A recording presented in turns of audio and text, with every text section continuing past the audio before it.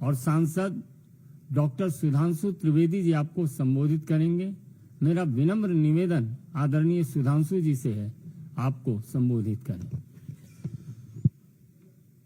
मित्रों, वर्तमान समय में देश में जिस प्रकार से एक विशिष्ट प्रकार की राजनीति चल रही है, जो देश की आंतरिक सुरक्षा और ताने बाने को ध्वस्त करने के लिए किसी भी कीमत तक जाकर कमर कसे हुए दिखाई पड़ती है, उसकी एक वानगी जो कई बार आप पश्चिम बंगाल में देख चुके हैं, आज न्यायालय द्वारा गठित एसआईटी की रिपोर्ट आने के बाद पश्चिम बंगाल की तृणमूल कांग्रेस सरकार की हिंदू विरोधी निर्ममता अपने पूरे विद्रूप रूप में सामने आती हुई दिखाई पड़ रही है। इस एसआईटी का गठन न्यायालय के आदेश पर हुआ था, जिसमें 3 लोग सदस्य थे। एक registrar law national human right commission के थे और 2 सदस्य पश्चिम बंगाल की न्यायिक सेवा के थे, अर्थात एक मानवाधिकार आयोग से सदस्य थे और 2 पश्चिम बंगाल की न्यायिक सेवा वेस्ट बंगाल लीगल सर्विसेज थे। और उन्होंने 11 अप्रैल 2025 फ्राइडे यानी 11 अप्रैल जुमे के दिन 2 बजे से लेकर 4 बजे के बीच में जो घटनाएं हुई हैं, उनके बारे में जो अपना ऑब्जर्वेशन दिया है, उससे तृणमूल कांग्रेस, इंडी गठबंधन और ये सेक्युलरिज्म के सो कॉल्ड सेल्फ चैंपियंस का नकाब पूरी तरीके से उतर गया है। पहली बात, बहुत आश्चर्य और दुख की बात है कि जो लोग ये कहते थे कि पाकिस्तान से युद्ध करने की क्या जरूरत है, सिर्फ आतंकियों के ऊपर कार्रवाई हो, जबकि हमारी सरकार ने आतंकियों पर ही कार्रवाई की, उनमें से एक ने भी नहीं बोला कि पश्चिम बंगाल के मुर्शिदाबाद में किसी भी विषय को लेकर आपको आपत्ति है तो हिंदुओं के ऊपर हिंसा करने की क्या जरूरत है। हरगोविंद दास और चंदन दास पिता पुत्र की मृत्यु पर किसी ने एक शब्द भी नहीं बोला। वही लोग अचानक ऑपरेशन सिंदूर के बाद पाकिस्तान के प्रति सहानुभूति दिखाते हुए नजर आने लगे। इसमें जो फाइंडिंग्स आई हैं, पहला पॉइंट जो तृणमूल कांग्रेस ने यह प्रचार करने का, भ्रम पैदा करने का प्रयास किया था कि इसमें बाहर के लोग शामिल थे। उनके कुछ सांसदों ने दूसरे राज्यों के लोगों का नाम लिया था, विशेषकर उत्तर प्रदेश, बिहार का नाम लिया था, जो सरासर अनुचित है। परंतु इस फाइंडिंग में बहुत साफ साफ तौर पर तृणमूल कांग्रेस के नेता और एमएलए का नाम भी सामने आया है और इसमें कहा गया है कि उनके 11 अप्रैल को, मैं इसको एज इट इज रीड करना चाहता हूं, all the attacks were carried out on the Friday 11th of April from 2 PM onwards under the instructions of local councillor Mehboob Alam and police and administration done nothing। तो ममता जी, ये तो आपकी party के बहुत महबूब नजर आ रहे हैं, आपकी पार्टी के बड़े प्रिय नजर आ रहे हैं। ये बात अब फाइंडिंग्स में बिल्कुल साफ हो गई। दूसरा विषय यह आया कि एक कुल मिलाकर इसमें बताया गया कि total of 113 houses were damaged and they even fled to Malda. जो ये कहने का प्रयास किया गया था कुछ नेताओं के द्वारा कि ऐसा तो कुछ खास हुआ ही नहीं, कोई महत्वपूर्ण, कोई ऐसी उल्लेखनीय घटना नहीं हुई, यह बात बिल्कुल साफ सामने आई कि 113 जो हाउसेस थे वो पूरी तरीके से विध्वंस हुआ और लोगों को वहां से पलायन करने पर बाध्य होना पड़ा। इसी के साथ साथ यह भी बात सामने आई कि पुलिस ने कई मौकों के ऊपर जो उनकी प्रोसीडिंग्स में, और ये जो तृणमूल कांग्रेस के नेता का नाम ये पेज नंबर 5 के ऊपर अपनी फाइंडिंग्स में लिखा हुआ है। फिर यह बताया गया कि दे want a permanent BSF camp and central armed police for their own protection। यानी पहले तो लोगों के घर विध्वंस हुए, फिर लोगों को पलायन पे बाध्य होना पड़ा, और पश्चिम बंगाल की पुलिस पर उनका इतना विश्वास हो गया कि वो सीमा सुरक्षा बल और केंद्रीय सुरक्षा बलों के ही कैंप में रहने के लिए उद्यत थे। यह साफ दर्शाता, और आगे लिखा है, the West Bengal police did not respond at the village of Vetbona called at 4 p.m. on Friday and 4 p.m. of Saturday, but police did not pick up the call। यानी गांव के लोगों ने जब उनको मदद की गुहार लगाई, पुलिस ने कुछ नहीं किया। और कितनी गंभीर बात है कि पुलिस का फोन न पिकअप हो ऐसे समय में, जबकि वहां दंगे या सुनियोजित हिंदुओं को टारगेट करते हुए आतंकी शैली में दंगे किए जा रहे हों, तब अगर पुलिस नहीं उठाती है तो यह एक बड़ा गंभीर तथ्य है जो प्रकाश में आया है। और यह भी बात सामने आई है कि residents of Shamsherganj, Hijaltala, Shulutala, Digri, they came masking up their faces. यानी यह भी बात साफ आई कि चेहरा छुपाकर लोग सुनियोजित ढंग से हिंसा करने के लिए आए थे।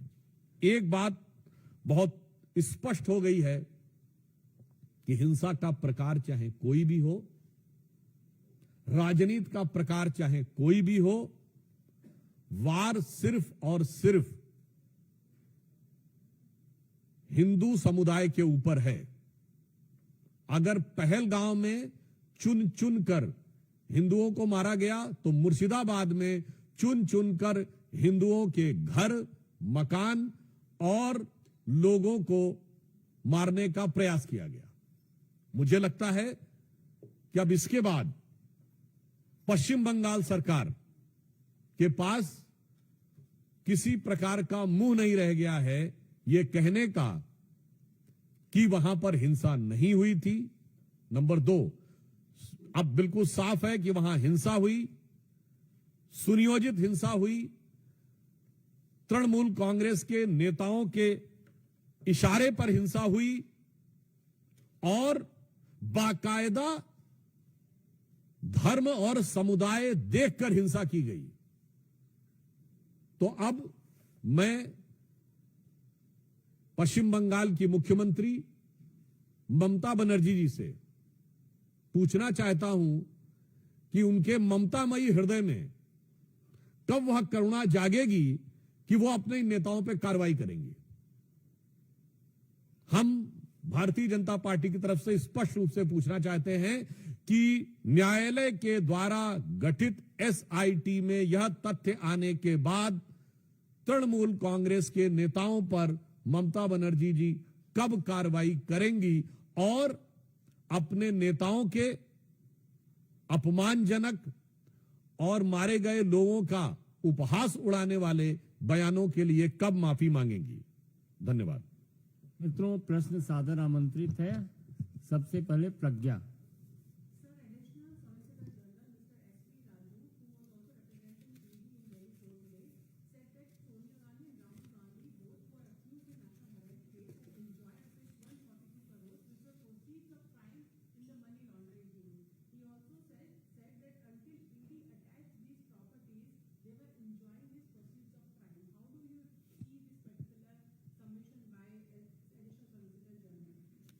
देखिए, this national Herald case has been a very peculiar case in the entire Indian history.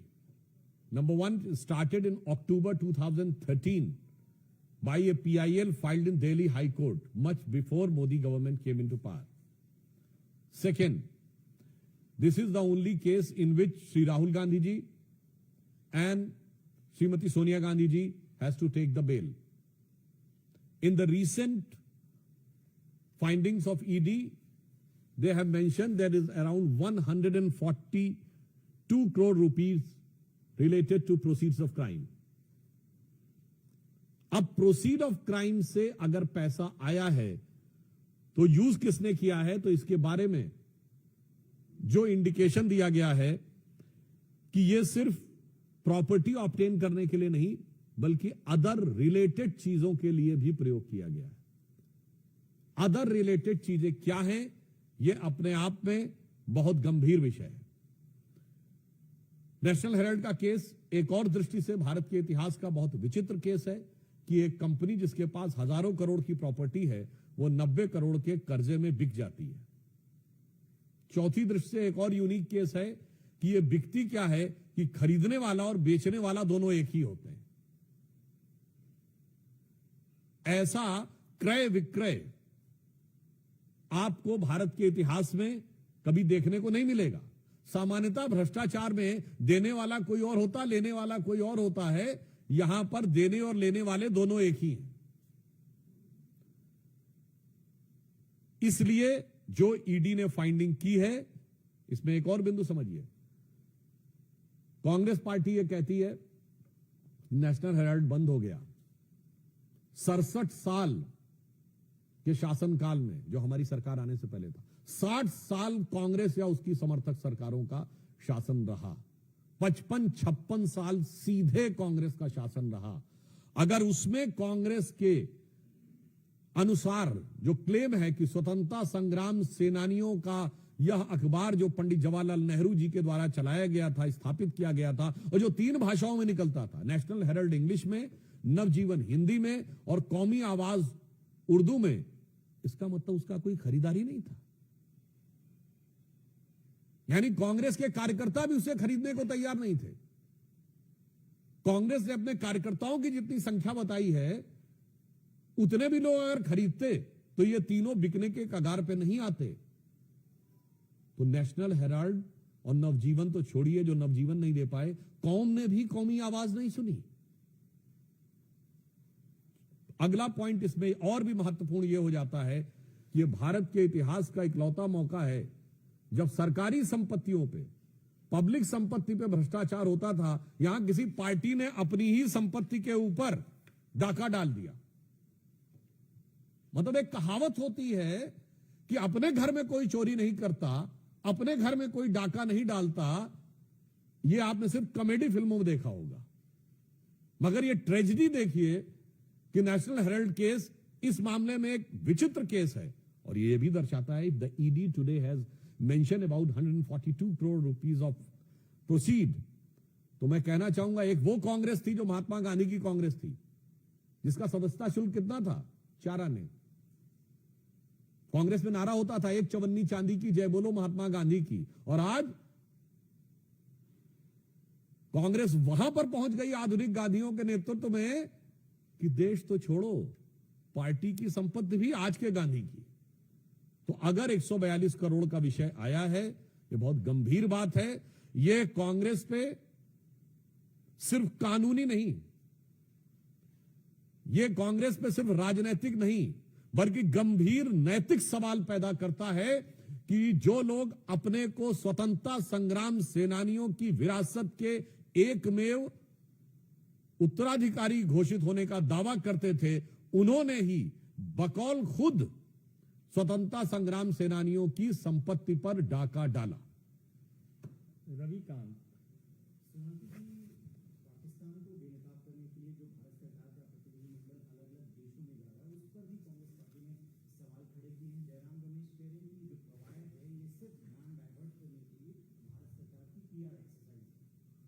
देखिए, हम ये बात भली भांति समझ सकते हैं। कांग्रेस पार्टी इस समय सबूत न मांग पाने की जो खिसियाहट है, उस छटपटाहट में इस ढंग का बयान देने को बाध्य हो रही हो। हम एक बात बहुत स्पष्ट रूप से कहना चाहते हैं कि अगर उन्हें लगता है कि कोई डाइवर्जन की बात है, तो मैं सिर्फ कोट करना चाहता हूं पाकिस्तान के प्राइम मिनिस्टर शहबाज शरीफ ने, जब ऑन रिकॉर्ड ये बोल दिया कि 9 और 10 तारीख की दरमियानी रात, ये उनका वर्ड है, 9 और 10 तारीख की दरमियानी रात हमारे सिपा सलार जनरल सैयद आसिम मुनीर ने मुझे 2:30 बजे रात को जगाकर कहा कि हिंदुस्तान ने नूर खान एयरबेस के ऊपर मिसाइल गिरा दिया है। अब इतना बड़ा जो डाइवर्जन हुआ जाके नूर खान एयरबेस पे, ये अगर कांग्रेस को नजर नहीं आता है तो मुझे लगता है उनकी नजर के ऊपर से लगता है राष्ट्रवाद का पानी पूरी तरीके से हट चुका है। सेकंड पॉइंट, जो इन्होंने कहा कि ये ध्यान बांटने के लिए कि जा रहे हैं बाहर, ये भारत के सभी सांसदों का अपमान तो है ही, मगर मैं जयराम रमेश जी से पूछना चाहता हूं, आपके नेता तो ध्यान लगाने के लिए जाते थे। आपके नेता या तो ध्यान लगाने को विदेश जाते थे या देश को बांटने के लिए विदेश जाते थे।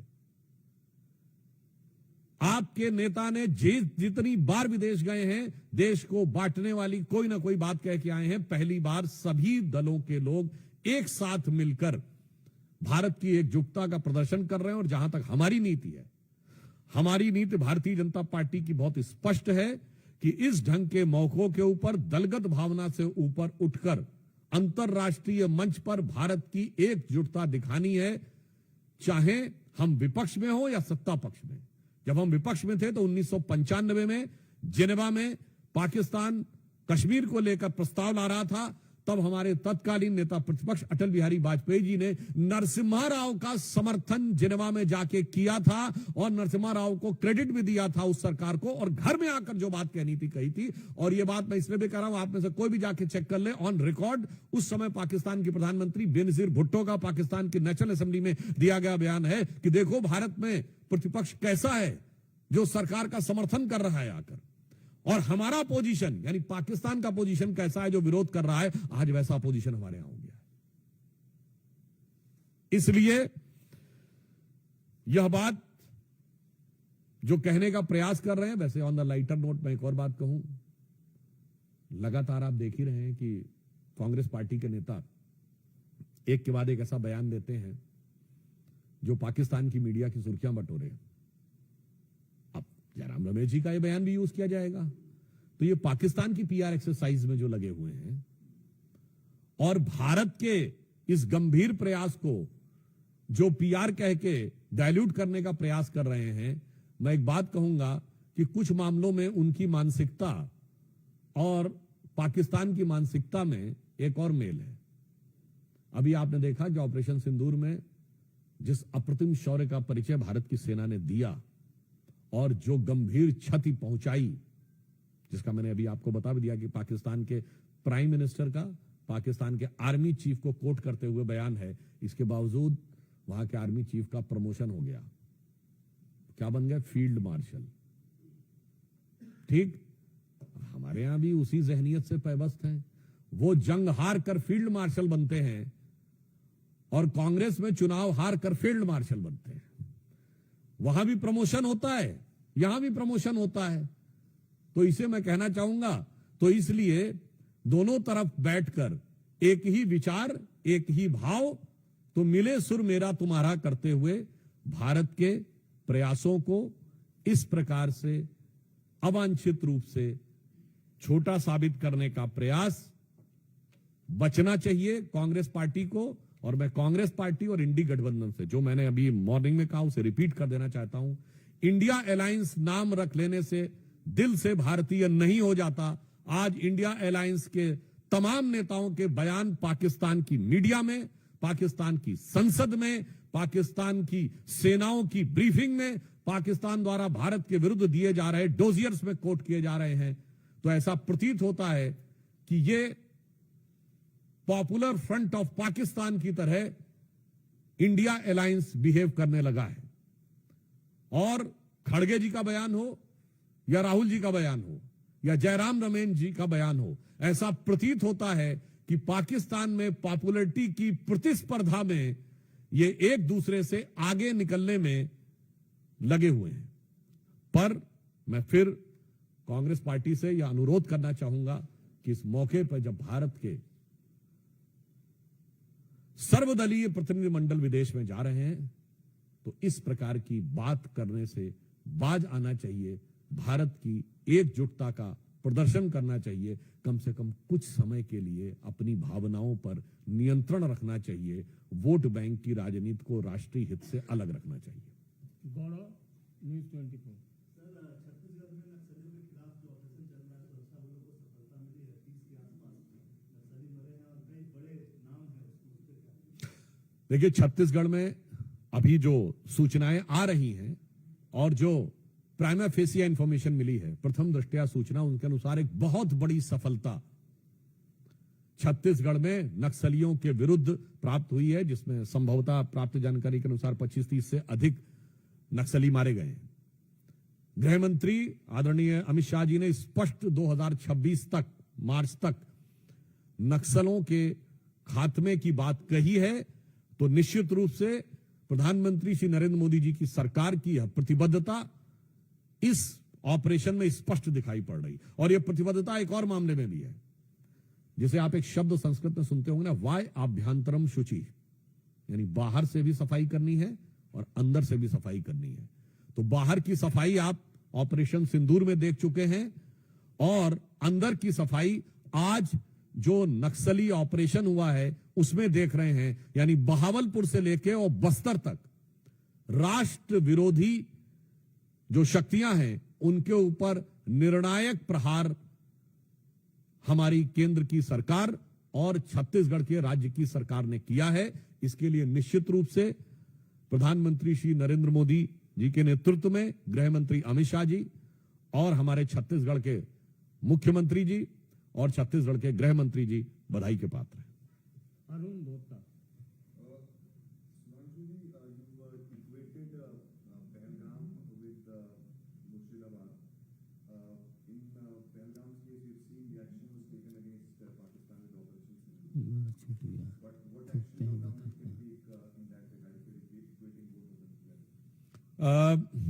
Definitely, in Pahalgam, it was done by bullet. I hope, I wish, and I am confident that is the befitting reply of the Murshidabad targeted attack on Hindus will be replied with ballot. और कोई प्रश्न? वैसे एक और बात आप कह दें कि वो उनको लगता है कि हम बाहर जाते हैं, जो जयराम रमेश जी ने कहा ना कांग्रेस पार्टी ने हमारे प्रतिनिधि मंडल के लिए कि ये बाहर केवल ध्यान बटाने के लिए जाते हैं, तो मैं ये भी बता दूं कि हम वो हैं जो पहले ठोक के आते हैं, फिर पड़ोसी को बताते हैं और फिर जरूरत पड़ने पे पूरी दुनिया को भी बताते हैं। मगर उसके बाद कांग्रेस के जो अरमान हैं वो खुद ब खुद निकलकर सामने आ जाते हैं। बहुत बहुत धन्यवाद।